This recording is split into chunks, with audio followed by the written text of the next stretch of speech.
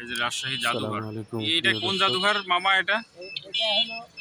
এখন আমরা অবস্থান করছি এটা রাজশাহী জাদুঘরের সামনে।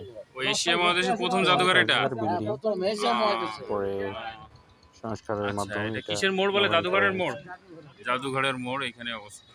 এটা রাজশাহী কলেজের রাস্তা। আর সামনে এটা এটা এটা কোথায় যাচ্ছে? এটা কোন রাস্তা এটা? এটা ভার্সিটি? এটা রাজশাহী কলেজ। এটা রাজশাহী কলেজ। এই যে লাল বিল্ডিং গুলো রাজশাহী কলেজের। এটা ব্রিটিশের সময় তৈরি, 1800 শতকে। রাজারা ছিল না? অনেক আগেকার বিল্ডিং। সামনে রাজশাহী ইউনিভার্সিটির মুসলিম হল, ছাত্রাবাস, রাজশাহী কলেজ ছাত্রাবাস। সামনে রাজশাহী কলেজ আছে, মূল বিল্ডিং। এটা অনেক আগে, 1800 শতক শেষের দিকে।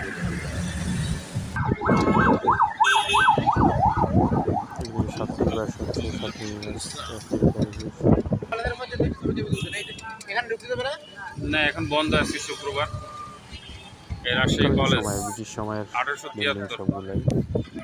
স্লো 1873 সালে রাজশাহী কলেজের প্রতিষ্ঠা। 1873 সালে প্রতিষ্ঠিত। মূল ফটক পার হলাম। এরপর যে বিল্ডিং শেষ পর্যায়ে সামনে এটা মূলত সাহেব বাজার এলাকাতে পড়ছে। রাজশাহী কলেজটা 1873 সালে প্রতিষ্ঠিত। সাহেব বাজার মূল শহরের ভিতরে সালের তৈরি সাহেব বাজার বড় মসজিদ। ডানে গেলেই আমরা দেখতে পাবো রাজশাহী শহর নিরক্ষা বাঁধ। পুরোটা সাহেব বাজার এলাকা। পদ্মা নদীর পাড় দিয়েই শহর গড়ে উঠেছে রাজশাহীতে।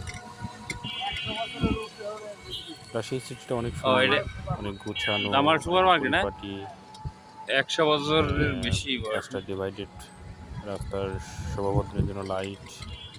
রাজশাহী সিটি সুন্দর দেখা যায়, এবং রাত্রে হলে আরো ভালো দেখা যায়। লাইটগুলা, আলো থাকলে আরো সুন্দর দেখা যায়। যাই হোক, এবারে ভ্রমণ, রাজশাহী ভ্রমণটা অনেক সুন্দর ছিল, অনেক উপভোগ করেছি।